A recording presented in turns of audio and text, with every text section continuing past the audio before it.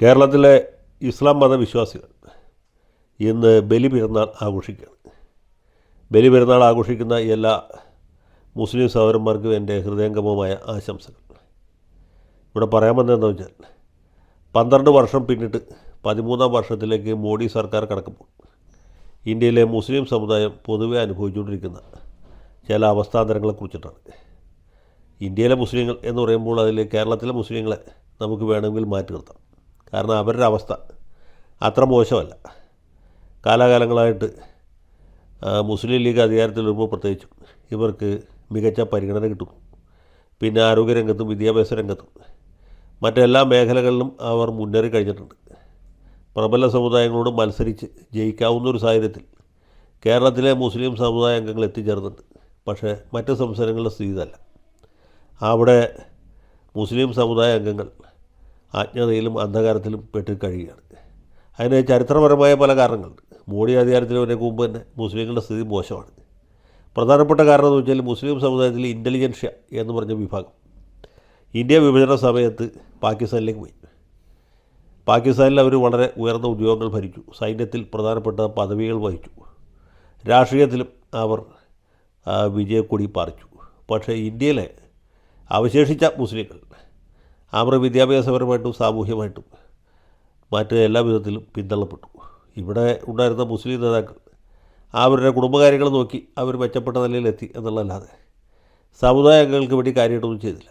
അതിപ്പോൾ സക്കീർ ഹുസൈൻ ആയാലും ശരിയാണ്, റഫി അഹമ്മദ് കിദ്വായി ആയാലും ശരിയാണ്, ഫക്രുദ്ദീൻ അലി അഹമ്മദ് ആണെങ്കിലും ശരിയാണ്, അഹമ്മദ് പട്ടേലാണെങ്കിലും അതല്ല, അതിപ്പോൾ നമ്മുടെ വിദേശകാര്യമന്ത്രിയായിരുന്ന സൽമാൻ ഖുർഷിദാണെങ്കിലും ശരിയാണ്. അവരുടെയൊക്കെ കുടുംബം നന്നായി, വീട് മെച്ചപ്പെട്ടു, മക്കളൊക്കെ നല്ല നിലയിലെത്തി എന്നല്ലാതെ സമുദായത്തിന് വേണ്ടി കാര്യമായിട്ടൊന്നും ചെയ്തില്ല. ഇവരെ കൈപിടിച്ച് ഉയർത്തേണ്ട ഒരു ഉത്തരവാദിത്വം കോൺഗ്രസ് പാർട്ടിക്കുണ്ടായിരുന്നു. പക്ഷേ കോൺഗ്രസ് ആ കാര്യത്തിലൊക്കെ സാമാന്യമായ ഒരു അലംഭാവം കാണിച്ചു. കോൺഗ്രസ്സുകാർക്ക് വേറെ എന്തൊക്കെ ജോലികളുണ്ട്. അപ്പോൾ അങ്ങനെയാണ് ഇവർ പിന്തള്ളപ്പെട്ടു പോയത്. അപ്പം സാമൂഹ്യമായിട്ട് പിന്നാക്ക അവസ്ഥയിലായിരുന്നു, സാമ്പത്തികമായിട്ട് ദരിദ്രാവസ്ഥയിലാണ്, രാഷ്ട്രീയമായിട്ട് ഇവർക്ക് വിലപേശൽ ശക്തി ഇല്ലാതായിപ്പോയി. പിൽക്കാലത്ത് ഈ കോൺഗ്രസിൻ്റെ വഞ്ചനയിൽ പ്രതിഷേധിച്ച് ഉത്തരേന്ത്യയിലെ മുസ്ലിങ്ങളിൽ വലിയൊരു വിഭാഗം ഈ മുലായം സിംഗ് യാദവിൻ്റെ സമാജ്വാദി പാർട്ടിയിലും അല്ലെങ്കിൽ ലാലു പ്രസാദിൻ്റെ രാഷ്ട്രീയ ജനതാദളിലും ഒക്കെ അഭയം തേടി. അവിടെയും അവഗണനൻ്റെ സ്ഥിതി. അതിൽ കുറേ ഗുണ്ടാ നേതാക്കന്മാരെ അവർ പരിപോഷിപ്പിച്ചു. ഈ ഗുണ്ടകൾ വലിയ നേതാക്കന്മാരായിട്ട് വിലസി. അതല്ലാതെ സമുദായത്തിന് ഒരു മേന്മയും ഉണ്ടായില്ല. പിന്നെ ഇവരൊരു വലിയ അതിക്രമം കൂടി ചെയ്തു. അതായത് മദ്രസയിൽ പോയി പഠിക്കുന്ന കുട്ടികൾക്ക് സ്കോളർഷിപ്പ് കൊടുക്കുന്നത്. അതുകൊണ്ട് എന്ത് പറ്റിച്ചാൽ കുട്ടികൾ സ്കൂളിൽ പോട്ടെ, മദ്രസയിൽ പോയാലും പോയില്ലെങ്കിലും ഉസ്താദിന് ശമ്പളം കിട്ടും, സർക്കാരിന് ശമ്പളം കിട്ടും. പക്ഷേ അവിടെ പഠിക്കുന്ന കുട്ടികൾക്ക് പോലീസിൽ പോലും ജോലി കിട്ടുകയില്ല. ഇതായിരുന്നു അവസ്ഥ. ഇപ്പോഴും അത് തന്നെയാണ് അവസ്ഥ. അങ്ങനെ എല്ലാ വിധത്തിലും മുസ്ലിം സമുദായം പിന്തള്ളപ്പെട്ടു, ദരിദ്രാവസ്ഥയിലായി. അപ്പോൾ ഇങ്ങനെയൊരു സവിശേഷ സാഹചര്യത്തിലാണ് നരേന്ദ്രമോദിയുടെ സർക്കാർ അധികാരത്തിൽ വരുന്നത്. അതോടെ സംഗതി പണ്ടത്തെ എൻ്റെ 12ആയി. സർക്കാരിൽ നിന്ന് പ്രത്യേകിച്ച് ഒരു ആനുകൂല്യവും കിട്ടിയില്ല.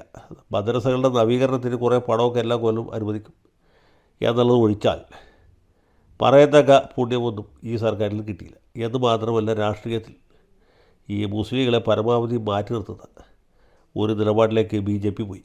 BJP രൂപീകരിച്ച കാലത്ത് അതിൻ്റെ അകത്ത് മുസ്ലിം നേതാക്കന്മാരൊക്കെ ഉണ്ടായിരുന്നു. ഈ രൂപീകരിക്കുന്ന സമയത്ത് തന്നെ ആ വേദിയിൽ MC ചങ്ങളെ പോലെ പ്രഗത്ഭന്മാരായ ആളുകളുണ്ടായിരുന്നു.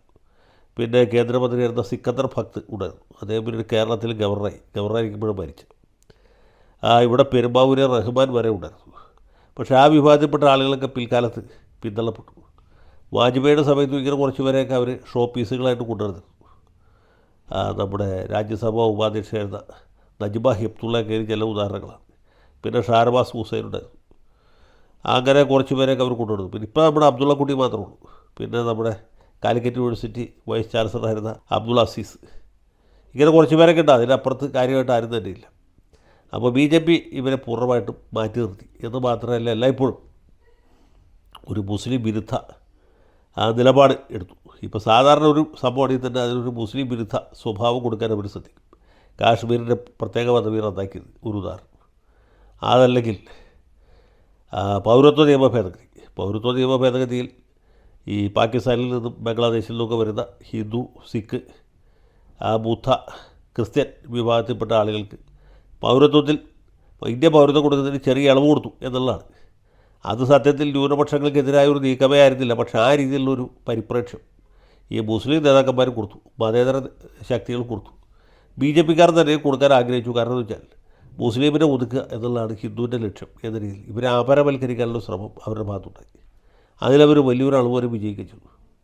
പിന്നെ എൻഫോഴ്സ്മെൻറ്റിൻ്റെ സമർത്ഥമായ ഉപയോഗം, അതുപോലെ പൗരത്വ നിയമം പോലെ തന്നെ ഈ വ്യക്തി നിയമം ഭേദഗതി ചെയ്യാനുള്ള പരിശ്രമം. മുത്തലാഖ് നിരോധിച്ചത് സുപ്രീം കോടതിയാണ്, പക്ഷേ അത് കുറ്റകരവും ശിക്ഷാർഹവുമാക്കിയത് കേന്ദ്ര ഗവൺമെൻറ്റാണ്.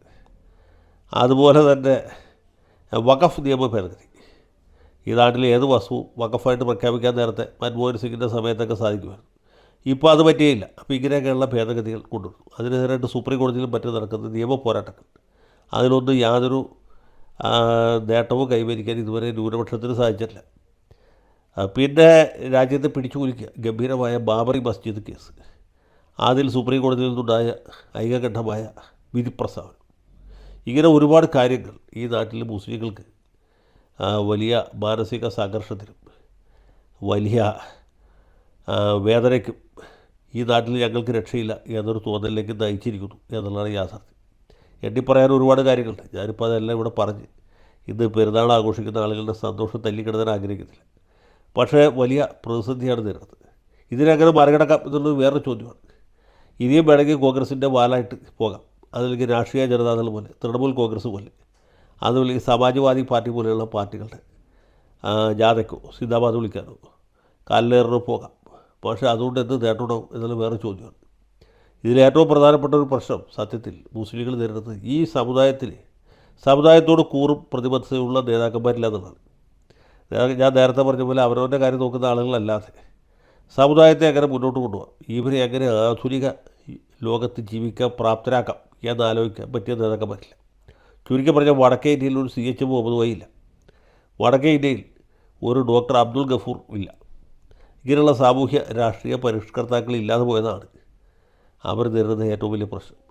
അവിടെ മുസ്ലിങ്ങൾക്ക് വേണ്ടി വാദിക്കാൻ, അവർക്ക് രാഷ്ട്രീയമായ ഒരു വിലപേശൽ ശക്തി ഉണ്ടാക്കിയെടുക്കാൻ ഇന്ത്യൻ യൂണിയൻ മുസ്ലിം ലീഗ് പോലത്തെ ഒരു പാർട്ടിയുമില്ല. ഇന്ത്യൻ യൂണിയൻ മുസ്ലിം ലീഗിന് ശാഖകളുണ്ട്, പക്ഷേ ജനപിന്തുണയില്ല. അവിടെയുള്ള മുസ്ലിങ്ങളൊക്കെ ഒന്നുകിൽ കോൺഗ്രസിൽ, അല്ലെങ്കിൽ തൃണമൂൽ കോൺഗ്രസിൽ, അല്ലെങ്കിൽ രാഷ്ട്രീയ ജനതാദളിൽ, അല്ലെങ്കിൽ സമാജ്വാദി പാർട്ടിയിലാണ്.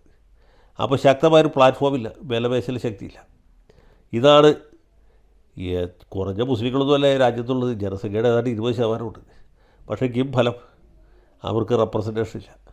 റെപ്രസെൻറ്റേഷൻ ദൈനംദിന അടിസ്ഥാനത്തിൽ കുറഞ്ഞുകൊണ്ടിരിക്കുകയാണ്.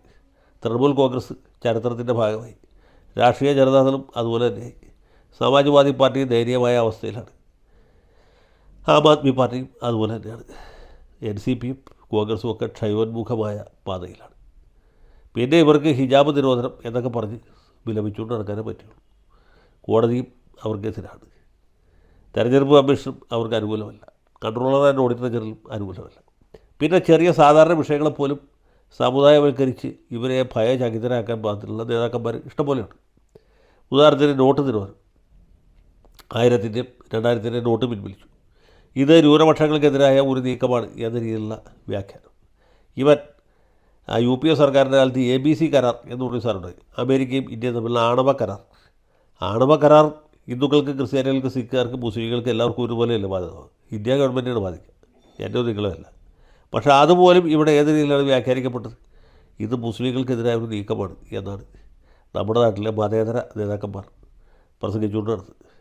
എന്നിട്ട് തന്നെ വല്ല വിശേഷമുണ്ട്. ഇന്ത്യ ഗവൺമെൻറ് ഒപ്പിട്ടു, അമേരിക്ക ഒപ്പിട്ടു, കരാർ നടപ്പായി, ഒരു മാറ്റം ഉണ്ടായില്ല. അപ്പോൾ ഈ വിലപിച്ചുകൊണ്ട് നടന്ന ആൾക്കാർക്ക് എന്ത് പറ്റി? അവർക്കൊന്നും പറ്റിയില്ല. ഇങ്ങനെ ഈ സമുദായത്തെ നിരന്തരമായിട്ട് ഓരോ ന്യായങ്ങൾ പറഞ്ഞ് ഇവരെ വഞ്ചിക്കുകയും അവരെ കുളത്തിലിറക്കുകയും അവരാവശ്യം കഴിയുമ്പോൾ കൈയൊഴിയുകയും ചെയ്യുന്ന നേതാക്കന്മാരെ കൂട്ടും, രാഷ്ട്രീയ പാർട്ടികളെ കൂട്ടും സമ്പന്നമാണ് നമ്മുടെ രാജ്യം. അപ്പോൾ മുസ്ലിങ്ങൾ നേരിടുന്ന പ്രധാന പ്രശ്നം നരേന്ദ്രമോദിയോ BJPയോ അല്ല. അതിനേക്കാൾ ഉപരിയായിട്ട് താൻ കാര്യം നോക്കിയുള്ള സമുദായത്തിൻ്റെ പേര് പറഞ്ഞ് ഓരോ സ്ഥാനമാനങ്ങൾ നേടിയെടുക്കുന്ന നേതാക്കന്മാർ. പിന്നെ ഇവർക്ക് വിദ്യാഭ്യാസമോ അല്ലെങ്കിൽ സാമ്പത്തിക സുരക്ഷയോ ഉറപ്പുവരുത്താൻ പറ്റാത്ത മറ്റ് സംവിധാനങ്ങളും ആണ്. അപ്പോൾ മുസ്ലിങ്ങൾ ഈ വിഷയം ആലോചിക്കണം. കേരളത്തിലെ ഇപ്പോൾ ഭാഗ്യത്തിന് മുസ്ലിം ലീഗ് പോലത്തെ ഒരു പ്രസ്ഥാനമുണ്ട്, MBS പോലെയുള്ള വിദ്യാഭ്യാസ പ്രസ്ഥാനങ്ങളുണ്ട്. കാന്തപുരം അബൂബക്കർ മുസ്ലിയാർ പോലെയുള്ള കുറേ കൂടി ഭാവിയെക്കുറിച്ച് ചിന്തിക്കുന്ന നേതാക്കന്മാരുണ്ട്. മതപണ്ഡിതന്മാരുണ്ട്, അവരുടെ സംഘടനകളുണ്ട്, മറ്റു സംവിധാനങ്ങളുണ്ട്. പക്ഷേ ഈ രാജ്യത്തെ 27 മറ്റ് സംസ്ഥാനങ്ങളിലും കേന്ദ്രഭരണ പ്രദേശങ്ങളിലും ഇപ്പോൾ ജമ്മു കാശ്മീരിലടക്കം സമുദായ അംഗങ്ങളുടെ സ്ഥിതി വളരെ പരിതാപകരമാണ്. അപ്പോൾ ഞാൻ പറയുന്നതെന്ന് വെച്ചാൽ ഇന്ത്യയിലെ മുസ്ലിങ്ങൾ, വടക്കേ ഇന്ത്യയിലെ മുസ്ലിങ്ങൾ കേരളത്തിലെ മുസ്ലിങ്ങളെ മാതൃകയാക്കണം. മുസ്ലിം ലീഗിന് MBS പോലുള്ള സമുദായ സംഘടനകളെ, വിദ്യാഭ്യാസത്തിന് ഊന്നൽ നൽകുന്ന സംഘടനകളെ മാതൃകയാക്കണം. അല്ലാത്തിടത്തോളം കാലം വിലപിക്കാൻ മാത്രമേ സാധിക്കൂ. നിങ്ങളെ സഹായിക്കാൻ നിങ്ങളല്ലാതെ വേറെ ആരുമില്ല.